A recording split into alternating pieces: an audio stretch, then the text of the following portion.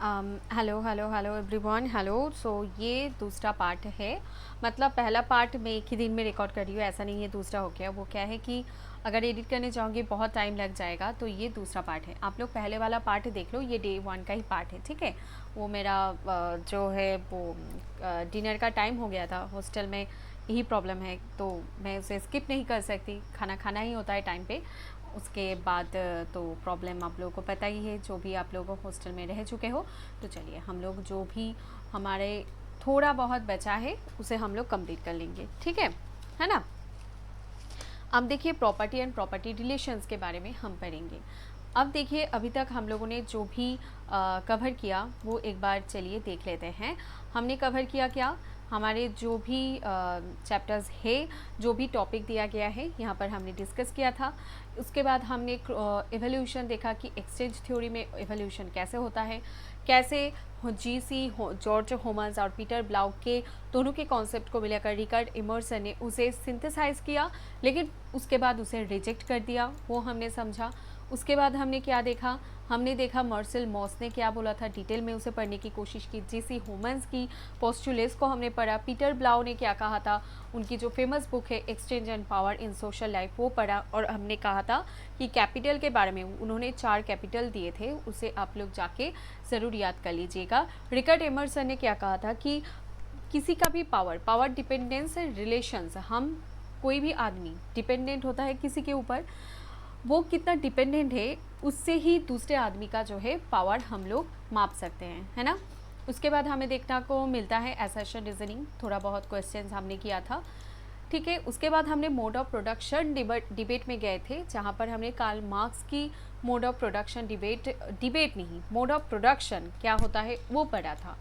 उसके बाद लुइस अल्थुजर ने क्या कहा था, स्ट्रक्चरल मार्क्सिज्म, उन्होंने क्या कहा था, for marks and reading capital, ये दोनों कॉन्सेप्ट उन्होंने दिया था, है ना। उन्होंने क्या किया था कि कार्ल मार्क्स ने कहा था कि इकोनॉमी सब कुछ डिसाइड करता है, लेकिन लुइस अल्थुजर की जो व्यू था वो थोड़ा डिफरेंट था, है ना। उन्होंने कहा था कि economy is dominant but only in the final analysis, it sets the broad limits within which politics and ideology operates. Okay, so Louis Althusser का ये टॉपिक भी बहुत इंपॉर्टेंट है, ओवर डिटर्मिनेशन हम उसे कहते हैं। उसके बाद इंडियन फ्यूडलिज्म में हम आते हैं, जहाँ पर हमने बहुत सारे ऐसे एग्रेरियन डिबेट्स के बारे में पढ़े, सेमी फ्यूडल, एग्रेरियन कैपिटलिज्म की। एग्रेरियन कैपिटल ग्रीन रेवोल्यूशन के वजह से हमारे यहाँ एग्रेरियन कैपिटलिज्म हुआ था या नहीं हुआ था, या फिर हम लोग सेमी फ्यूडल स्टेट में ही अटक कर रह गए, ये था डिबेट, ठीक है।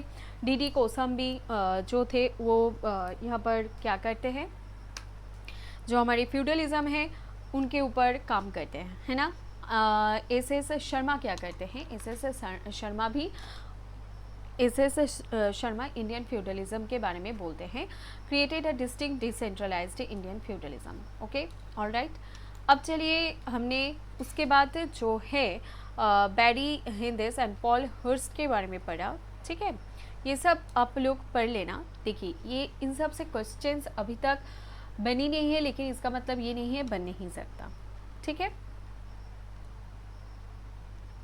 इन दोनों की जो पोस्ट मार्क्सिस्ट क्रिटिक के ऊपर अगर कोई भी बुक आपको लगे तो ये आप देख सकते हैं, pre capitalist mode of production and social formation. अब देखिए मोड ऑफ प्रोडक्शन को देखते ही हम लोग मार्क्स के बारे में सोचते हैं, लेकिन ऐसा नहीं है। कभी कभी क्या होता है कि दूसरे भी जो लोग हैं वो और भी चीज़ों के बारे में बोलते हैं, लेकिन वो बुक का नेम जो है वो कन्फ्यूजिंग होता है। Pre capitalist mode of production कैसा था, mode of production and social formation कैसा था, एक 1975 एंड 1977 में आया था, है ना। आप यहाँ पर देख सकते हो उन्होंने क्रिटिसाइज किया था एशियाटिक मोड ऑफ प्रोडक्शन को। They demonstrated that Marxist concept of Asian mode of production was theoretically flawed and lacked empirical validity। वो लोग कह रहे थे कि यहाँ पर empirical मतलब प्रैक्टिकल, यहाँ पर प्रैक्टिकल के साथ कोई भी उनका कनेक्शन नहीं था, ये इन लोगों का कहना है। Characterized by stagnant village based economy, वो कह रहे थे कि कार्ल मार्क्स जो बोल रहे थे वो क्या था, वो पूरा विलेज के ऊपर बेस करके वो ये सब बोल रहे थे, ठीक है।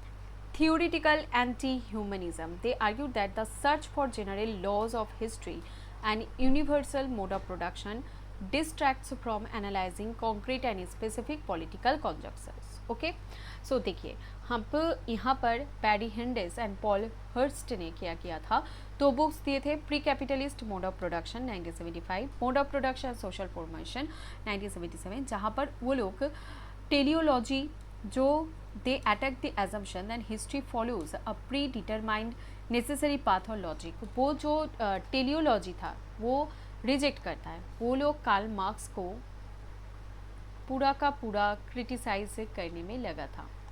ठीक है, ओके, ये 1975 और 1977 की बात है। चलिए अब हम आ गया है प्रॉपर्टी, अब हम जो बात करेंगे वो है प्रॉपर्टी एंड प्रॉपर्टी रिलेशंस। ठीक है, 1689 से शुरू होता है, जहाँ पर John Locke two treatise of government labour theory of property जो पब्लिश करते हैं, वहाँ से हम लोग प्रॉपर्टी रिलेशन के बारे में पढ़ना शुरू करेंगे। उसके बाद देखिए 1840 में पियर जोसेफ बोलकर जो है, उन्होंने व्हाट इज प्रॉपर्टी बोलकर ही बुक लिखा था। प्रॉपर्टी को उन्होंने थेफ्ट कहा था। ठीक है, 1848 में Karl Marx and Friedrich Engels ने कम्युनिस्ट मैनिफेस्टो पब्लिश किए थे, जहां पर एबोलिशन ऑफ प्राइवेट प्रॉपर्टी के बारे में बोला गया था कि हमें प्राइवेट प्रॉपर्टी का कॉन्सेप्ट ही खत्म करना होगा। 1884 में Friedrich Engels publishes the origin of family, private property and state, evolutionary perspective and patriarchal property के बारे में वो बोल रहे थे। 1922 में मैक्स वेबर ने इकोनॉमी और सोसाइटी बोलकर एक बुक पब्लिश किया, जहां पर उन्होंने property as a market, chance and class बोलकर उन्होंने कहा था। ठीक है, अब देखो जॉन लॉक 1689 में थ्योरी दिया था प्रॉपर्टी के ऊपर, है ना, वो तब के जो थिंकर्स थे ये थ्योरी दिए थे। 1840 में पियर जोसेफ ने व्हाट इज प्रॉपर्टी बोलकर कॉन्सेप्ट दिया था। देखिए अब ये सब तो याद रखने वाली चीज़ हो गई। ठीक है, यार्ड को जो ईयर्स है उसे याद रखना होगा। जॉन लॉक ने क्या कहा था कि property is a natural right of labour. ठीक है,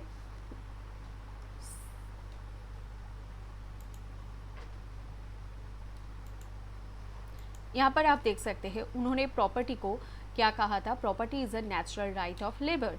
पियर जोसेफ ने क्या कहा था कि अटैक्ड लॉकी की प्रॉपर्टी इज अ थेफ्ट और होमिसाइड।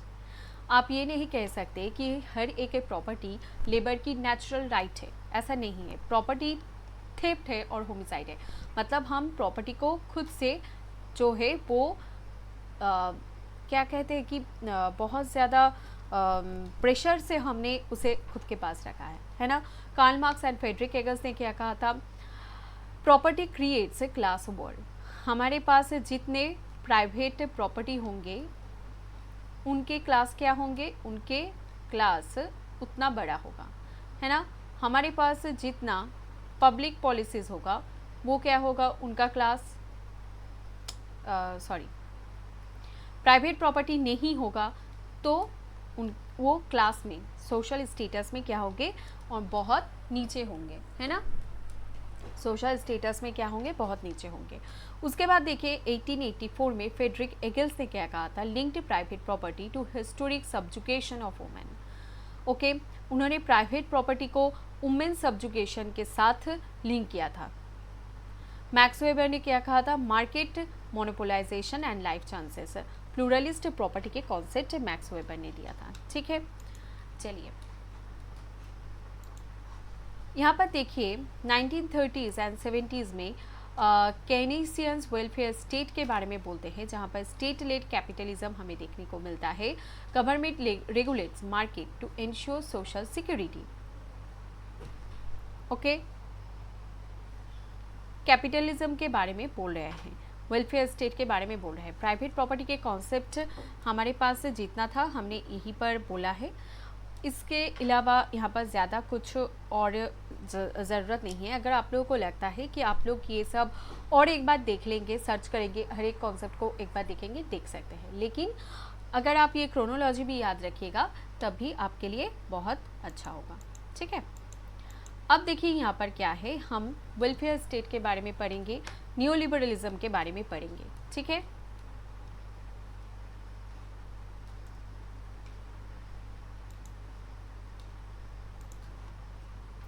हम यहाँ पर क्या पढ़ेंगे, हम वेलफेयरिज्म एंड न्यूलिबरलिज्म के बारे में पढ़ेंगे, ठीक है। अब देखिए केनीजियन वेलफेयर स्टेट क्या कह रहे हैं, government regulates market to ensure social security. Karl Polanyi warning दे रहे हैं, क्या कह रहे हैं 1944 में, Great Transformation purely free markets destroy social fabric. Okay, Karl Polanyi's warning, Great Transformation purely free market destroy social fabric. अगर आप मार्केट को पूरा का पूरा फ्री छोड़ दोगे, उसमें अगर गवर्नमेंट का कोई भी इंटरवेंशन नहीं होगा तो क्या होगा, जो पब्लिक सेक्टर्स हैं वो क्या करने लगेंगे, जितने भी सारे लेबर्स होंगे उन्हें बहुत सारे चीज़ों से पहले तो दूर रखेंगे, फैसिलिटीज़ नहीं देंगे, उनके वेजेस लो वेजेस होंगे उनके, है ना, सोशल सिक्योरिटी कुछ भी नहीं होगा, तो ये सारे प्रॉब्लम शुरू होगा।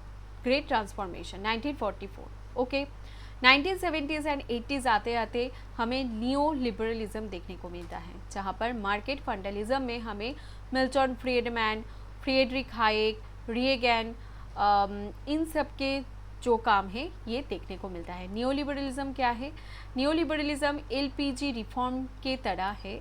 एलपीजी क्या है, LPG liberalism, privatization and globalization, ठीक है। ये हमें देखने को मिलता है कब, 1991 में हम लेकर आते हैं। 1990 से प्रेजेंट सोशियोलॉजी के अगर बात करें, डेविड हर्बी, पियर बुर्दो ने डिकॉन्स्ट्रक्ट न्यूलिबरल डिस्पोजिशन के बारे में बोलते हैं। अब चलिए जानते हैं कि ये सब क्या है, थोड़ा डिटेल में हम पढ़ेंगे। अब देखो, हमें वेलफेयरिज्म अगर जानना है, हमें जानना है न्यूलिबरलिज्म क्या है, तो हमें थोड़ा पीछे जाना होगा और जाके ये देखना होगा। यहाँ पर आप ग्रेट डिप्रेशन के बारे में शायद पढ़ेंगे, एक मिनट रुक जाइए।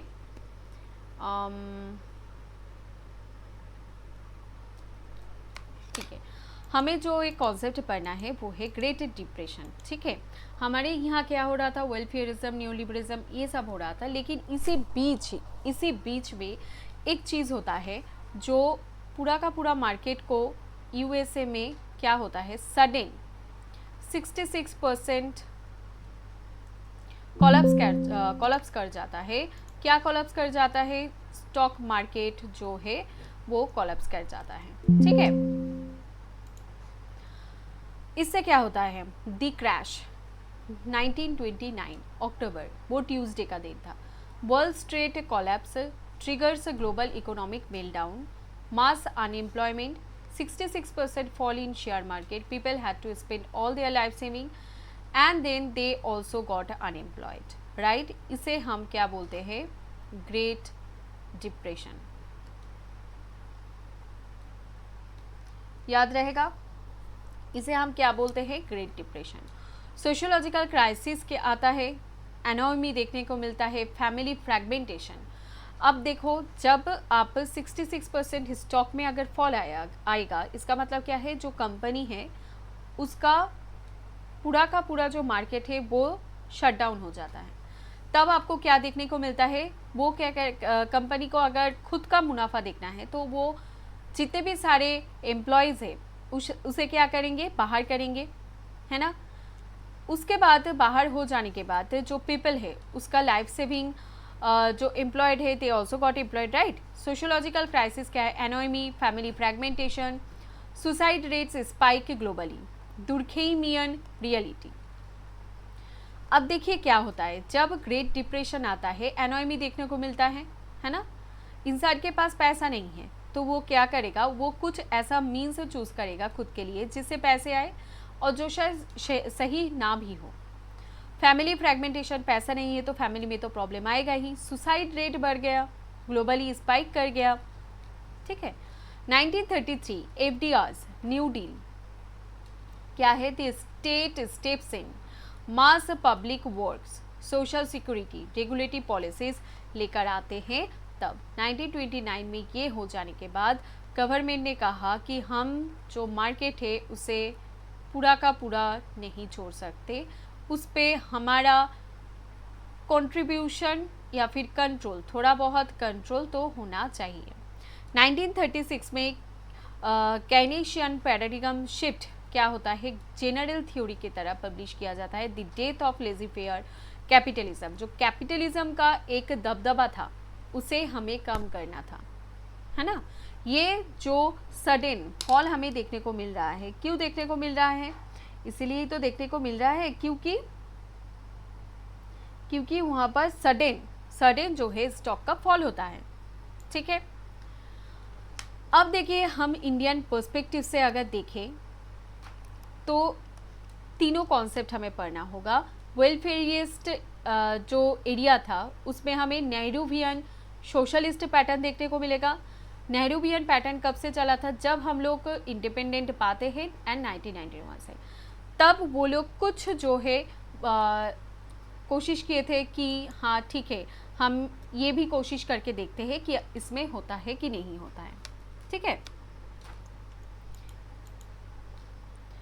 उसके बाद देखिए यहाँ पर अगर आपको देखने को मिलेगा नेहरूवियन सोशलिस्ट पैटर्न हो गया। उसके बाद हमें देखने को मिलता है new liberal turn, LPG reform क्या होता है, कैटलिस्ट क्या होता है, पॉलिसीज क्या क्या लिया जाता है। उसके बाद हमें देखने को मिलता है कंटेम्पोरेरी इंडियन पर्सपेक्टिव, जो कंपेंसेटरी वेलफेयरिज्म है ना, जहाँ पर हमें डुअल स्टेट मैकेनिज्म को अपनाना पड़ा। क्यों हमें अपनाना पड़ा?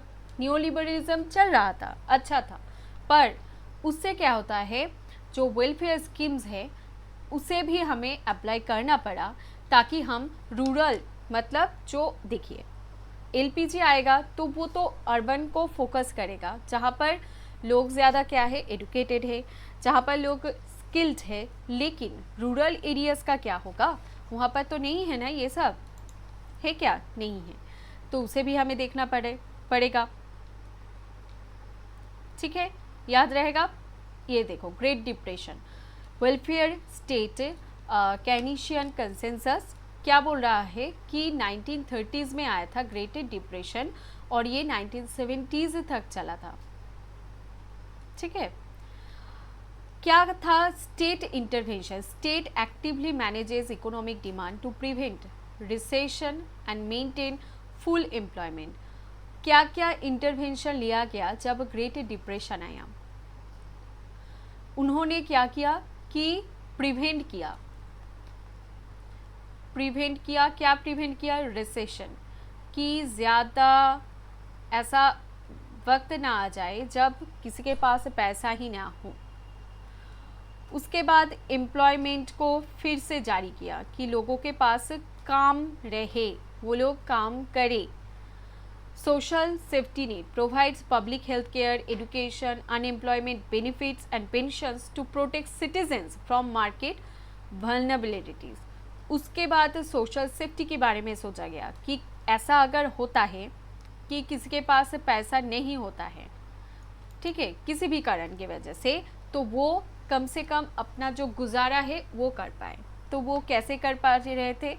पब्लिक हेल्थ केयर जो फ्री होगा, है ना। उसके बाद एजुकेशन को भी फ्री किया गया, पेंशन्स दिया गया, ये सब लेकर आना पड़ा। उसके बाद, है ना, अनएम्प्लॉयमेंट बेनिफिट्स देना पड़ा। डीकमोडिफिकेशन क्या है? Turning basic human needs like health and education into social rights, detaching them from a person's ability to pay. Decommodification, इसका मतलब क्या है? बेसिक ह्यूमन नीड्स जो है, हेल्थ है, एजुकेशन है, इसे क्या करना पड़ा? इनटू सोशल राइट में ले आना पड़ा। जो पर्सन की एबिलिटी है उसे पे कर पाए या ना पाए, उससे भी ज़्यादा इम्पोर्टेंट था कि ये सबके लिए लागू किया जाए, ठीक है, ताकि ऐसा कोई सिचुएशन ना हो जो ग्रेट डिप्रेशन के बाद आया था, क्योंकि हमें ये देखना था कि सुसाइड रेट को कम रखना है, फैमिली की प्रॉब्लम को कम करना है, एनोमी को दूर करना है। क्लियर रहेगा इतना?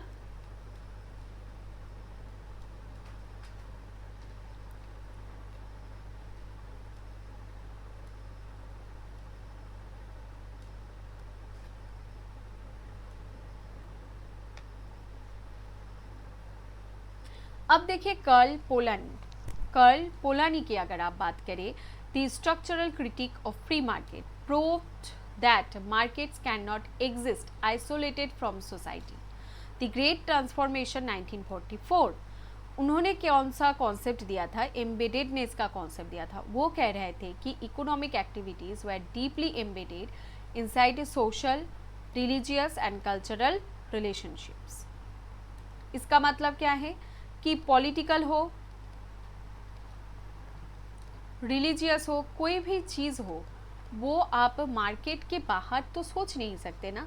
ये सब लेकर ही मार्केट बनता है, और सोसाइटी से मार्केट आइसोलेटेड नहीं है। सोसाइटी के ऊपर निर्भर करता है मार्केट कैसा होगा हमारा। सेल्फ रेगुलेटिंग मार्केट क्या है? देखिए, capitalism tries to disembedded the market, treating everything including humans means labor, nature means land, money as a pure commodities, fictitious commodities actually. Self regulating market.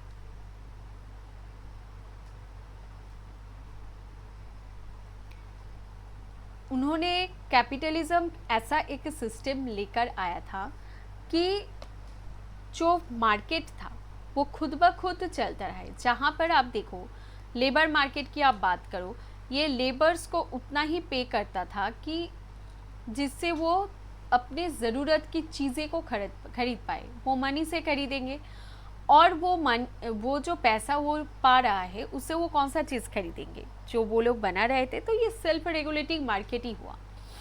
ठीक है,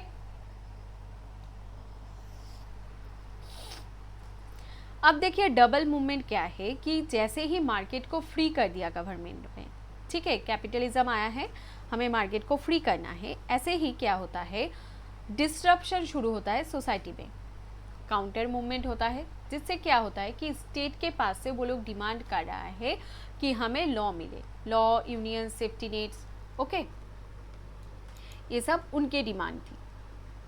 क्लियर रहेगा?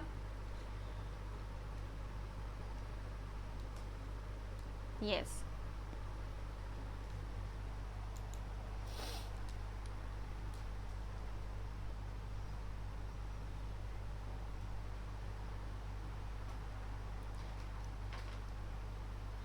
अब देखिए, जो हमारे न्यू लिबरलिज्म के पर्सपेक्टिव थे, सोशियोलॉजिकल क्रिटिकल न्यू लिबरलिज्म में हमने प्राइवेटाइजेशन करने की कोशिश की, राइट। अब देखिए डेविड हर्वी क्या बोल रहा है, a brief history of new liberalism 2005 में, as a political project to restore ruling class power. आपने न्यू लिबरलिज्म लाया, आपने प्राइवेटाइजेशन कर दिया, तो ये क्या होगा, आपने पूरा का पूरा पावर जो है वो जितने भी सारे कैपिटलिस्ट है उनके हाथ में दे दिया। तो ये रूलिंग क्लास की पावर को ही तो आप वापस से ले रहे हो ना, लेकर आ रहे हो। तो उन्होंने एक कॉन्सेप्ट दिया, एक्युमुलेशन बाय डिस्पोजिशन, मतलब जितने भी सारे पुअर लोग हैं, स्लम्स है, उन्हें हटा के उनके जो लैंड है उन्हें लेकर फिर से उसके ऊपर जो है क्या कर रहे हो, हाँ, प्रोडक्शन कर रहे हो। जो कॉमन रिसोर्सेस है उन्हें आप फोर्सफुली दे रहे हो, है ना, तो उसे हम क्या कहते हैं, एक्युमुलेशन बाय डिस्पोजिशन। ठीक है, पियर बुर्दो ने क्या कहा था, एक्ट्स ऑफ रेजिस्टेंस 1988। इसका मतलब क्या है, उन्होंने न्यू लिबरलिज्म को अटैक किया था as a utopia of unlimited exploitation. Pierre Bourdieu ने क्या कहा था, एक्ट्स ऑफ रेजिस्टेंस 1998 में, यूटोपिया ऑफ अनलिमिटेड एक्सप्लॉयटेशन, इसका मतलब क्या है कि आप अनलिमिटेड एक्सप्लॉयटेशन करो ना न्योलिबरलिज्म के अंदर, कोई आपको रोकेगा नहीं। कैसे रोक सकता है? Argue that dismantling welfare state strips away the left hand of the state, social workers, teacher, public services, while strengthening its right hand, police, courts, prisons to control the resulting social unrest. उन्होंने कहा कि अपने न्योलिबरलिज्म तो लेकर आए, लेकिन इससे क्या फर्क पड़ता है, क्या होगा? जो वेलफेयर स्टेट था, जहाँ पर लेफ्ट हैंड था स्टेट का, social worker, teacher, public services, ये सब कौन से क्या थे? लेफ्ट हैंड थे, राइट?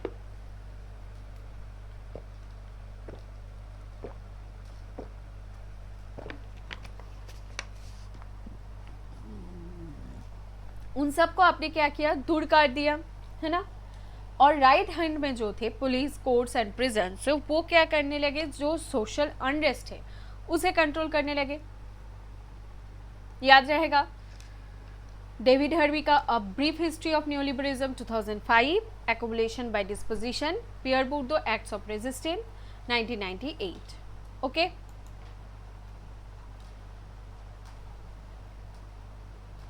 मॉडर्नाइजेशन थ्योरी में हम आएंगे, dependency theory, world system analysis, alternative models. ये क्या हो गया? खैर जाने दीजिए। Indian perspectives on poverty, caste and marginalization, एक बार देख लेते हैं क्या क्या है। ठीक है, ठीक है, नहीं, मैंने ही बनाया है, ऐसा कोई नहीं है कि दूसरे लोग बनाए और मुझे पता नहीं क्या पढ़ रही हूँ, ऐसा नहीं है, एक बार देख लिया मैंने। ठीक है,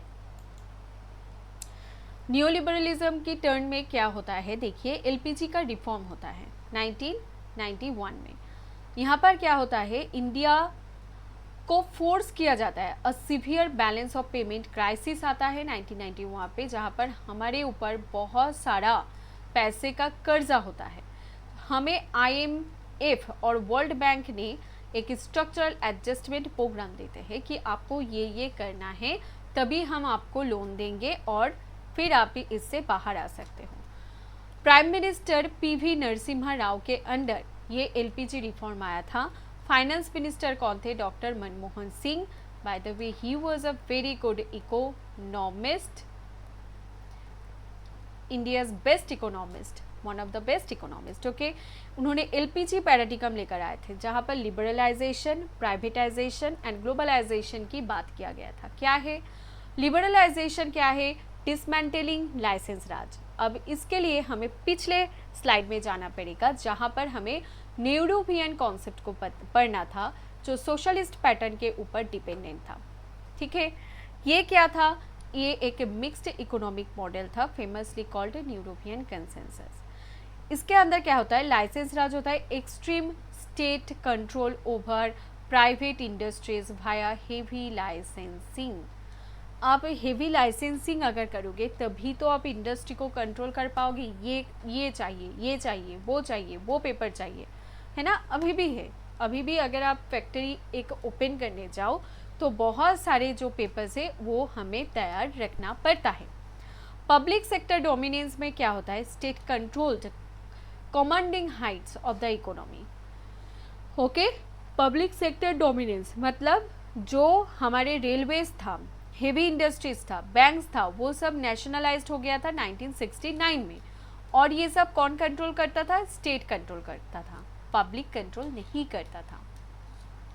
ठीक है, इंपोर्ट सब्स्टिट्यूशन रेस्ट्रिक्ट कर दिया गया था फॉरेन ट्रेड को, क्योंकि हमें डोमेस्टिक इंडस्ट्री को बढ़ाना था। सुनने में बहुत अच्छा लगता है, लेकिन जिस देश की आबादी करीब जिसकी बात करी हूँ तभी शायद 70 करोड़ था, तब की बात अगर किया जाए तो आप सोचो, इतने सारे लोग इतने सारे चीज़ें तो उगा रहे हैं, लेकिन ये हम बेचेंगे कहाँ? हमारे यहाँ पर जितने लोग हैं वो कितना खरीदेंगे? तो हमें फॉरेन ट्रेड भी करना पड़ता था। अगर हम नहीं करेंगे तो कैसे होगा? अब हम खुद की चीज़ लेकर अगर वहाँ पर बेचेंगे तो वो लोग भी तो हमें कुछ ना कुछ बेचना चाहेगा। तो ये सारे प्रॉब्लम इस न्यूरोपियन कंसेंसस में था। ठीक है, while it built a strong industrial base, sociologists note it suffered from bureaucratic stagnation known as Hindu rate of growth.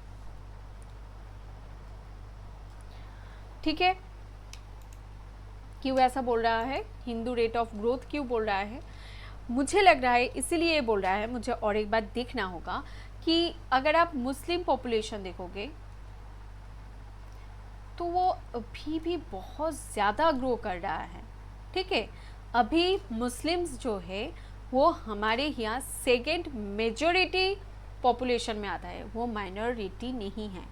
लेकिन आज से कुछ साल बाद वो क्या हो जाएंगे, फर्स्ट पॉपुलेशन में आ जाएंगे, मेजर पॉपुलेशन में। हिंदूज सेकेंड मेजर पॉपुलेशन में आ जाएंगे। इसीलिए ही शायद ही यहाँ पर राजकृष्णा जी ने ये कहा था कि हिंदू रेट ऑफ ग्रोथ से हमारा जो है वो इकोनॉमी बढ़ रहा है, referring to a slow growth that is 3.5%। ठीक है, चलिए अब देखिए नियो लिबरलिज्म में क्या हुआ, प्राइवेटाइजेशन, जहाँ पर हम पब्लिक सेक्टर्स के स्टेक्स को बेचने लगे, पब्लिक को बेचने लगे। तो यहाँ पर क्या हुआ, पीपल की इन्वॉल्वमेंट आया, है ना, पैसा आया, इन्वेस्टमेंट आया। अगर इन्वेस्टमेंट आएगा तभी कंपनी क्या होगा, थोड़ा ज़्यादा मुनाफा ले आएंगे। Globalization, opening markets to foreign direct investment. Okay, directly हमने बोला फॉरेन मार्केट्स को कि आप आओ यहाँ पर इन्वेस्ट करो ताकि हम एम्प्लॉयमेंट जारी कर पाए और आप लोग मुनाफा ले पाओ। क्लियर है इतना? कंपेंसेटरी वेलफेयरिज्म क्या है? अब देखिए पूरा वेलफेयरिज्म में अगर जाएंगे, जो नेहरूवियन वेलफेयरिज्म से हम जानते हैं, तो वो चलेगा नहीं। अगर हम न्यू लिबरलिज्म में आएंगे तो वो होगा नहीं। यहाँ पर क्या हो रहा है कि sociologist point out that Indian new liberalism did not lead to a complete roll back of state. Instead the state relies on compensatory welfarism. State कहाँ पर रिलाई करते हैं, compensatory welfarism, to manage the extreme inequality caused by market growth. क्या होता है कि state जो है रिलाई करता है कहाँ पर, कंप्लीट रोल बैक अगर करते चलता नहीं, क्योंकि थोड़ा बहुत अगर कंट्रोल करना है कैपिटलिज्म को भी, प्राइवेटाइजेशन को भी, तो स्टेट का इन्वॉल्वमेंट होगा। तो यहाँ पर क्या होता है, डुअल स्टेट मैकेनिज्म आता है, जहाँ पर corporate markets, new liberalism simultaneously deploys massive targeted rights based on welfare schemes to prevent rural unrest. Okay, MGNREGA 2005 क्या होता है, right to work as a state guaranteed safety net for rural areas. MGNREGA 2005 में MGNRA ने क्या किया था, safety net लिया था, किसके लिए, रूरल एरियाज के लिए, कि राइट टू वर्क होगा, है ना, रूरल एरियाज में जो लोग थे उनके पास राइट टू वर्क होना चाहिए। नेशनल फूड सिक्योरिटी एक्ट 2013 में आया था, heavily subsidized food grains as a legal right. Okay, direct benefit transfer utilizing digital infrastructure, Aadhaar, Jan Dhan to bypass leaks and send cash welfare direct to citizens. Okay, direct benefit transfer यहाँ पर देखने को मिलता है। Clear रहेगा इतना? ठीक है, फूड सिक्योरिटी दिया गया, MG नरेगा से हमें क्या दिया गया, रूरल एरियाज़ के जो भी लोग थे उन्हें एक मंथली इनकम दिया गया, है ना, 100 डेज का, पता है ना यहाँ पर। और डायरेक्ट बेनिफिशियरी करने के लिए आधार और जनधन को लिंक किया गया, डिजिटल इंफ्रास्ट्रक्चर को बढ़ाने के लिए, bypass the leaks and send cash welfare directly to citizens. क्योंकि क्या होता था, पहले मजदूरों को पैसा नहीं मिलता, ये 100 डेज का भी जो जॉब होता है पूरा पैसा नहीं मिलता है, वो पहले कॉन्ट्रैक्टर के पास जाता है फिर उनके पास जाता है। तो वो छोड़कर क्या किया गया है कि अभी डायरेक्ट उनके बैंक अकाउंट पर पे कर दिया जाता है। याद रहेगा?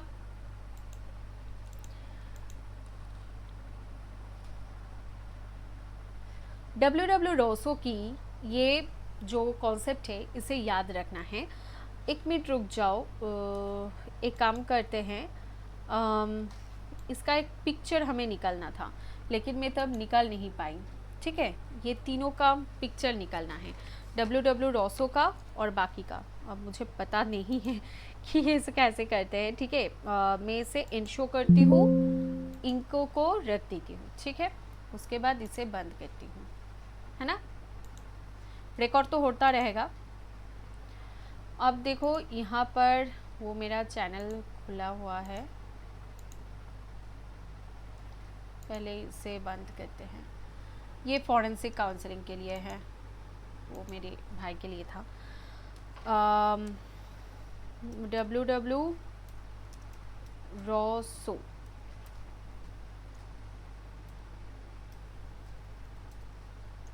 वही था ना। न्यू लिबरलिज्म हो चुका है।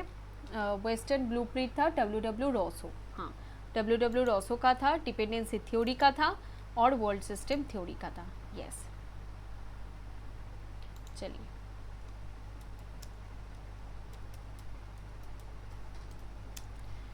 Stages of economic growth, 5 stages of economic growth. नहीं, मुझे इमेज चाहिए, मुझे इमेज से आप लोगों को पढ़ाना है। यहाँ पर बहुत सारे इमेजेस मिल रहा है मुझे।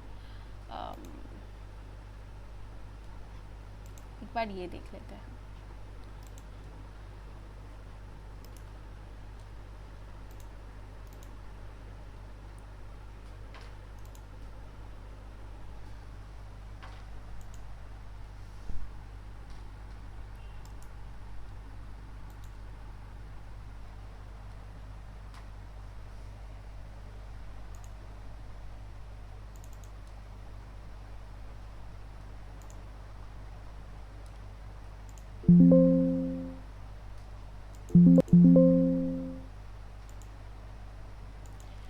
www रोसो, है ना।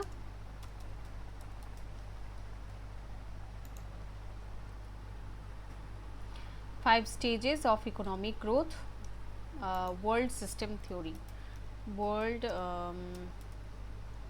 System theory by Immanuel Wallerstein. Very very important, इसे भी समझाना है आप लोगों को कि पेरिफेरी सेमी पेरिफेरी क्या होता है।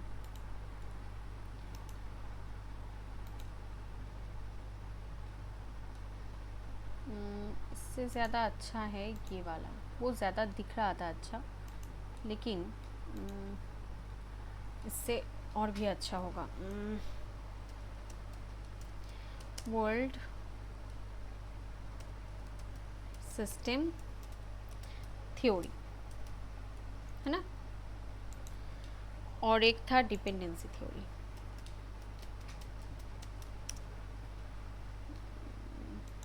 डायग्राम चाहिए मुझे, क्योंकि अच्छा होता है, इससे आप लोग समझ पाओगे कि क्या है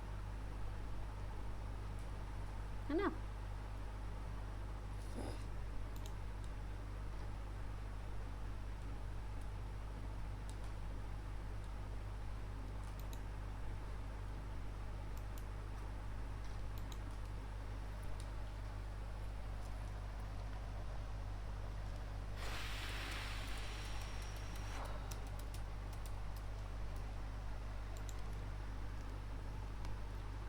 ठीक है, चलिए मॉडर्नाइजेशन थ्योरी, इस पर हमें ऐड करना है। एक मिनट हो चाहिए, न्यू स्लाइड कर लेते हैं।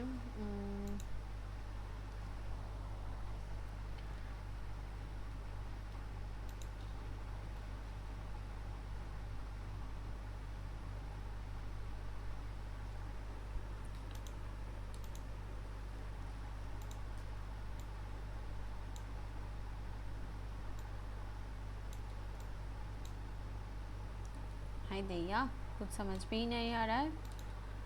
हाँ,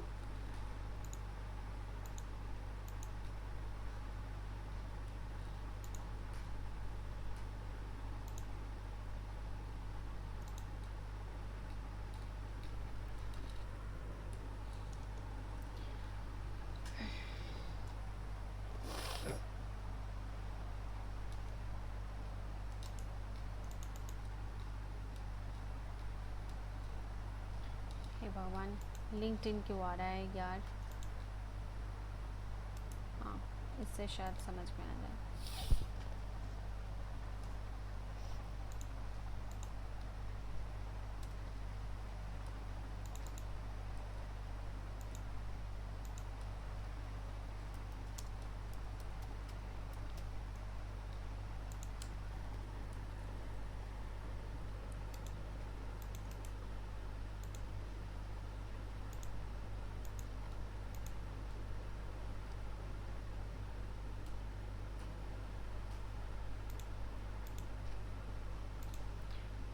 चलो ठीक आया है, समझ में आ जाएगा, है ना। और एक रुक जाओ, इसका भी देख लेते हैं, न्यू स्लाइड ले लेते हैं एक बार। रुक जाओ थोड़ी देर के लिए, रुक जाओ, वेट कर जाओ। डिपेंडेंसी थ्योरी, हाँ नहीं फुल पिक्चर चाहिए मुझे।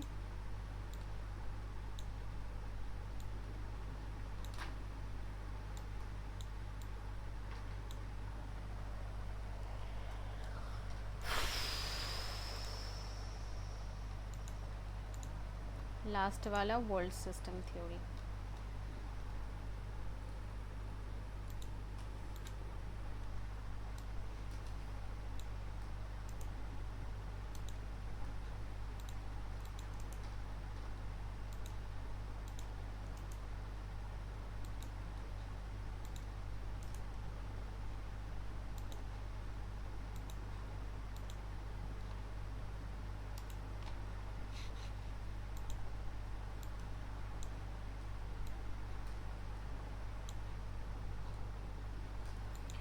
ठीक है, इन सब की पिक्चर क्वालिटी को ज़्यादा अच्छी है नहीं वैसे, ठीक है, कम से कम लग रहा है कि समझा लेंगे, पता नहीं क्या होगा मेरा उसके बाद। ठीक है, चलो पढ़ते हैं अभी। हाँ, कहाँ से हम शुरू करेंगे? डिपेंडेंसी मॉडर्नाइजेशन थ्योरी से। अब देखो मॉडर्नाइजेशन थ्योरी कब आया था, जो एरा है पहले उसे समझो। पोस्ट WW2 के एरा में ये आया था। American social scientist, counter communist influence, newly colonised ocean. Thinker क्या थे? WW रॉसो थे। The stages of economic growth, a non communist manifesto, 1960। ठीक है, WW रॉसो ने ये बुक लिखा था कि थिंकर थे कि स्टेजेस थे इकोनॉमिक ग्रोथ। रॉसो का 5 लीनियर स्टेजेस ऑफ ग्रोथ क्या था? The traditional society, subsistence farming, rigid social structure, preconditions for takeoff, external demand for raw materials, rise of education, the takeoff, urbanization, technological breakthrough, industrialization, drive to maturity, diversification of industry, investment in schools, infrastructure, age of high mass consumption, dominance of a consumer durables, welfare and service sector। इसका मतलब क्या है? Becoming modern, 1974 argued that economic development requires a changing population's mindset from fatalistic or traditional to rational and modern। अब देखिए ये जो रॉसो का 5 stages of growth है ये बहुत ही ज़्यादा इंटरेस्टिंग है, लेकिन इसे आप याद रख सकते हो बहुत ही इजीली।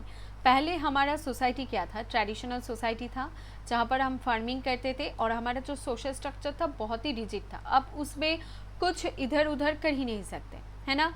उसके बाद precondition for take off हुआ जहाँ पर हमें रॉ मटेरियल्स की डिमांड हो गई, राइज ऑफ एजुकेशन हो गया।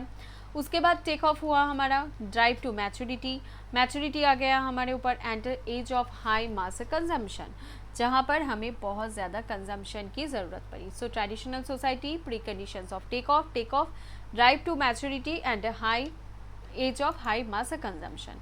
अब यहाँ पर देखो नीचे से हमें देखना होगा, ठीक है। Preconditions of take off, उससे पहले का क्या था? Traditional society. People see possibilities for improvement, growing specialization, commercialization of skill and investment in infrastructure. Take off होता है कब? जब सेल्फ सस्टेनिंग हो, ह्यूज टेक्नोलॉजिकल एडवांसमेंट हो, डेवलपमेंट हो, डोमेस्टिक मैन्युफैक्चरिंग सेक्टर हो, rapid increase of regional cities and service industries हो। Drive to maturity कब होता है? Range of domestic widens, replacement of imports with domestic production, import of substitution, increasing diversification, investment from home to broad, right, abroad. Age of mass consumption, अब जब precondition होगा आपके पास, take off करोगे, take off करने के लिए आप स्किल्ड होगे। आप ऐसे भी सोचो ना कि आप खुद एक पर्सन हो जो स्किल बिल्डअप किए, जो अब आपके पास पॉसिबिलिटीज़ दिखी, आपने बहुत सारी जगह पर स्पेशलाइजेशन किया कि हम अगर इसमें इन्वेस्ट करेंगे तो हमें रिटर्न मिल सकता है। जब आप टेक ऑफ कर रहे हो तो क्या हुआ? आप सेल्फ सस्टेनिंग हुए, आपकी ह्यूज टेक्नोलॉजिकल एडवांसमेंट हुआ जहाँ से आपको रिटर्न मिलने लगा, है ना। ड्राइव टू मैच्योरिटी, जब आपको रिटर्न मिलने लगा आपने और भी ज़्यादा जगह इन्वेस्ट किया, अपने इंपोर्ट करने, replacement of imports with domestic production, import substitution खोजने लगे, डाइवर्सिफाई किया, इन्वेस्टमेंट किया, होम टू अब्रोड, राइट। उसके बाद आता है मस कंजम्पशन। जब आपको लगेगा कि हाँ जितने भी सारी चीज़ें हैं वो अभी सेटल है, तो आप कंज्यूम करोगे, आप खुद के लिए एक अच्छा टीवी लोगे, आप खुद के लिए एक अच्छा पॉलिसी लोगे, है ना। इसे ही तो रॉसो मॉडल ने कहा था, याद रहेगा। डिपेंडेंसी थ्योरी क्या होता है, देखिए एंड्रे गुंडर फ्रैंक ने कहा था capitalism and underdevelopment in Latin America 1967, Samir Amin accumulation on a world scale. उन्होंने क्या कहा था, metropolis satellites, core periphery relation, development of underdevelopment, unequal exchange, okay, growth, economic growth in wealthy nations, जो core होते हैं हमारा, directly causes poverty and structural stagnation in poor nation, periphery और satellite हम जिसे कहते हैं। इसका मतलब क्या है, जो ये कोर है ये क्या है, डेवलप्ड कंट्री हो गए, और जो साइड में हमें देखने को मिलता है वो क्या होता है, पुअर नेशंस होते हैं। डेवलपमेंट ऑफ अंडर डेवलपमेंट का मतलब क्या है, underdevelopment is not a natural primitive state, it is an active historical process where resources are drained out of poor nations to fuel western growth। Development of under development concept किस लिए दिया गया था, किसने दिया था, सोचो ना। ब्रिटिशर्स जो थे, ब्रिटिशर्स ने क्या किया था, इंडिया से कितने सारे रिसोर्सेस वो अपने जगह लेकर गए थे। किस लिए लेकर गए थे, ताकि खुद के डेवलपमेंट हो सके। वो लोग खुद की नेशंस को फ्यूल कर रहे थे। जो पुअर नेशंस थे, हम पुअर नहीं थे, हमारे पास बहुत सारे रिसोर्सेस थे जिसे हम प्रोटेक्ट नहीं कर पाए। वो हमारे रिसोर्सेस ले जाके खुद के कंट्री में लेकर गए, कैपिटलिज्म को बिल्ड किया और ऐसा एक सिस्टम बनाया जहाँ पर डेवलपमेंट ऑफ अंडर डेवलपमेंट देखने को मिलता है। Unequal exchange, periphery countries export cheap raw materials, import expensive manufactured goods, remaining trapped in permanent cycle of debt। अब देखिए ना, चाइना से हम कितना ज़्यादा इंपोर्ट कर रहे हैं, लेकिन जब इंडिया की बारी आती है तो वो ज़्यादा कुछ एक्सपोर्ट नहीं कर पा रहे हैं। इसीलिए ही तो हम इस डेप्थ से बाहर नहीं जा पा रहे हैं, है ना। सिर्फ और सिर्फ यूएसए के साथ ही हमारा जो रेशियो है इंपोर्ट एक्सपोर्ट का वो ठीक ठाक है, बाकी कंट्रीज़ के साथ नहीं है, ठीक है। डिपेंडेंसी थ्योरी यहाँ पर देख सकते हो, ये कोर जो है ये ब्रिटिशर्स है, यहाँ से गुड्स बाहर जा रहे हैं, यहाँ से भी गुड्स बाहर जा रहे हैं। मतलब ये हमसे रिसोर्सेस लिए, चीप, बहुत ही चीप प्राइस में मैन्युफैक्चर किया और उस चीज़ को हम लोगों को ही बेच रहे हैं ज़्यादा पैसों में, ठीक है। वर्ल्ड सिस्टम एनालिसिस क्या है, वर्ल्ड सिस्टम थ्योरी किसने दिया था, इमानुएल वोल्लेरस्टीन ने दिया था। मॉडर्न वर्ल्ड सिस्टम इसे हम कहते हैं। 3 टायर स्ट्रक्चर इसे कहा जाता है, core, periphery and semi periphery. Core का मतलब क्या होता है, high tech capital intensive economics that dominate global trade, USA and western Europe. Periphery lower tech labour intensive economics providing raw materials and cheap labours, जिसे सब सहारन Africa कहा जाता है, ठीक है। मतलब कहा नहीं जाता, उस तरीके का जो कंट्रीज़ है, सब सहारन अफ्रीका या फिर थर्ड वर्ल्ड कंट्रीज़ जो हो गया, वहाँ से वो लोग पेरिफेरी में आते हैं। वहाँ से हमें क्या होता है, लेबर मिलते हैं जो रॉ मटेरियल्स प्रोवाइड करते हैं, रॉ मटेरियल्स की तरह उन्हें देखा जाता है। चिप लेबर वहाँ से मिलता है, जो टेक्नोलॉजी है वो लोअर प्राइस में हमें पेरिफेरी से मिल जाता है, ठीक है। सेमी पेरिफेरी क्या है, stabilizing middle tier countries that exhibit features of both core and periphery, acting as manufacturing hubs while being exploited by the core। Semi periphery क्या है, ये मिडिल टायर में आता है। कोर तो बीच में हो गया, उसके बाद क्या हो गया, पेरिफेरी बाहर की लोग हो गए और सेमी पेरिफेरी बीच में आता है। Both core and periphery features आपको देखने को मिलेगा, जहाँ पर मैन्युफैक्चरिंग हब है, being exploited by the core, फिर भी हम जो कोर कंट्रीज है उससे एक्सप्लॉइट होते रहते हैं, जैसे कि इंडिया हो गया, ब्राज़ील हो गया, चाइना हो गया। ठीक है, समझ में आ रहा है थोड़ा बहुत?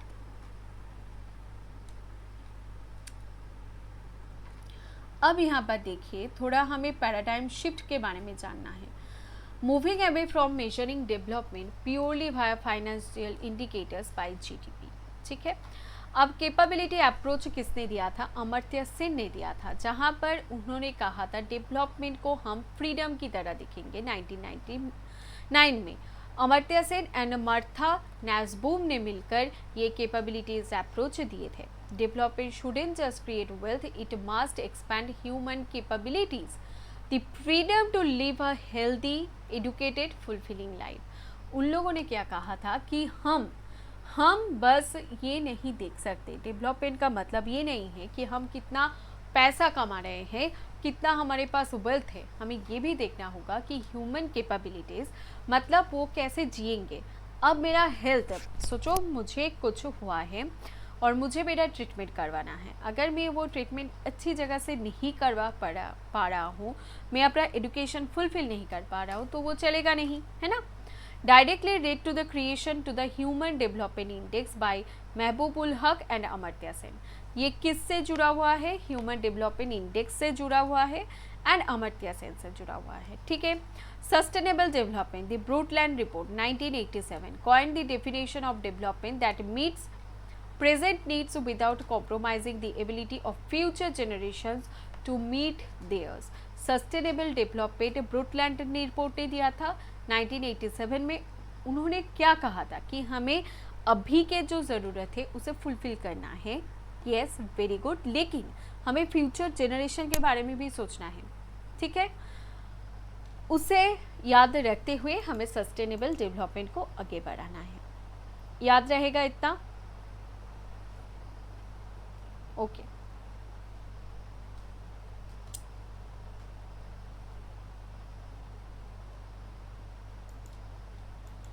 अब देखिए, हमारे पास जो है पॉवर्टी के कुछ पर्सपेक्टिव हमें देखने को मिलता है। यहाँ पर बी आर अम्बेडकर ने कहा था, who were the Shudras 1946। The concept क्या था? Graded inequality and institutional exclusion. Untouchability is a unique form of social exclusion where lower castes are structurally, residentially, economically segregated by religious sanctions. Who were the Sudras? इससे क्या पता चलता है कि हमारे यहाँ पॉवर्टी जो है वो कैसे हम एक्सरसाइज करते हैं, है ना। दादा भाई नौरोजी ने क्या कहा था? Poverty and un British rule in India 1901। बहुत ही ज़्यादा यूनिक एक कॉन्सेप्ट है, the drain theory concept. The drain theory concept उनके अनुसार जो इंडिया की हिस्टोरिक पॉवर्टी है, जितने भी सारे फेमाइन आप लोगों को देखने को मिलेगा, उनके अनुसार वो नेचुरली कभी थे ही नहीं, उसे सिस्टमेटिकली इंजीनियर किया गया था ब्रिटिश कॉलोनियल स्टेट के द्वारा, जहाँ पर इंडिया की वेल्थ को ड्रेन किया गया इतना और ब्रिटेन को स्ट्रेटली भेज दिया गया कि इंडिया के इंसान के पास, पीपल के पास पैसा ही नहीं था, no money to buy things. Poverty and un British rule in India 1901, the drain theory. Arjun Sengupta nexus report 2007 में क्या कहा? The informal and unorganised sector trap. ठीक है, कोर आइडिया क्या थे? Highlighted that 86% of India's workforce is trapped in the informal economy with low wages, zero social security, acute structural vulnerability। ठीक है, अर्जुन सेनगुप्ता ने क्या कहा था? The informal and unorganised sector को ट्रैप किया गया था। कोड आइडिया क्या था? 86% ऑफ इंडियन वर्कफोर्स को ट्रैप किया गया इनफॉर्मल इकोनॉमी में। शायद ये थोड़ा और भी ज़्यादा हो, 92% इनफॉर्मल इकोनॉमी में अभी भी आप लोगों को देखने को मिलेगा, जहाँ पर लो वेजेस ही नहीं है, कोई सोशल सिक्योरिटी नहीं है, कोई स्ट्रक्चरल एक्यूट स्ट्रक्चरल वल्नरेबिलिटी आपको देखने को मिलेगा। लोग शॉपिंग मॉल में 12-12 घंटे जो है काम करते थे, है ना। अर्जुन सेनगुप्ता NECEUS रिपोर्ट के अनुसार द इनफॉर्मल और ऑर्गेनाइज्ड सेक्टर की जो ट्रैप है वो बोल रहे थे यहाँ पर, ठीक है। सुखदो थोरट ब्लॉक्ड शेयरिंग 2007, क्या कॉन्सेप्ट है? Caste based market discrimination proved empirically that a social exclusion operates actively inside modern Indian market, systematically blocking Dalit individual accessing employment, capital and consumer goods. सुखेदो थोरट ने क्या कहा था कि यहाँ पर जो इंडियन मार्केट है यहाँ पर कास्ट बेस्ड मार्केट डिस्क्रिमिनाइजेशन देखने को मिलता है। यहाँ पर हमें ये देखने को मिलता है, यहाँ पर बहुत ही प्लानिंग तरीके से सबको ब्लॉक किया जाता है ना। गेल ऑम्बेट ने क्या कहा था? दलित्स एंड डेमोक्रेटिक रेवोल्यूशन 1994 ने क्या कहा था? एंटी कास्ट मटेरियलिज्म के बारे में बोला था। argued that poverty in India cannot be separated from the caste system. The division of labor is actually a division of laborers rooted in the structural oppression. ठीक है, तो प्रॉपर्टी को कैसे हम एक्सरसाइज करते हैं, आपको ये पांचों जो आप देख रहे हो इससे पता चल रहा है ना, याद रहेगा। और क्या आपको जानना है? एक्ट्स के बारे में पढ़ने से पहले आपको ये भी याद रखना है कि बहुत ज़्यादा जो आता है कि टाइप्स ऑफ पॉवर्टी आपको पढ़ना है, ठीक है, जो यहाँ पर मैंने डाल नहीं पाई। उसके बाद आपको क्या पढ़ना है? जो कमिटीज़ है, पॉवर्टी को रिमूव करने के लिए जो कमिटीज़ आया उसे पढ़ना है। और क्या पढ़ना है? कॉलर्स, कौन सी वर्कर की कॉलर्स क्या है, और एक्ट्स आपको पढ़ना है। कुछ एक्ट्स तो हमने डाल दिया है, उसे आप एक बार देख लीजिए तो आपको समझ में आएगा कि एक्ट्स को कैसे पढ़ा जाता है। एक देखिए यहाँ पर बहुत ही लिमिटेड है। फैक्ट्रीज एक्ट कब आया था? 1948 में फैक्ट्रीज एक्ट आया था। 1948 में मिनिमम वेजेस एक्ट भी आए थे। इक्वल रेन्यूमरेशन एक्ट कब आया था? 1976 में। 2000 में इंफॉर्मेशन टेक्नोलॉजी एक्ट आया था। MG नरेगा 2005 में आया था। फॉरेस्ट राइट एक्ट 2006 में आया था। Unorganised sectors unorganised workers social security act 2008 में आया था। नेशनल फूड सिक्योरिटी एक्ट 2013 में आया था। ठीक है, इतना याद रहेगा। चलिए, जो पहला पार्ट है उसे तो मैं पहले ही अपलोड कर चुकी हूँ, और जितने भी सारे स्लाइड बचे थे वो मैंने यहाँ पर कंप्लीट करवा दिए। अब आपको जो करना है कि जाके दोनों के दोनों वीडियोस देखना है, और देखकर एक कमेंट ज़रूर कर दीजिएगा, सब्सक्राइब करके जाइएगा, क्योंकि ऐसे ही बहुत सारे कॉन्सेप्ट्स, ऐसे ही बहुत सारे थ्योरीज हम पढ़ेंगे। हमारे पास 17 डेज़ है और हमें ये श्योर करना है कि हम सक्सेसफुल हो। ठीक है, हम कोशिश कर सकते हैं, इतना ही है हमारे हाथों में। Thank you so much and see you in the next class.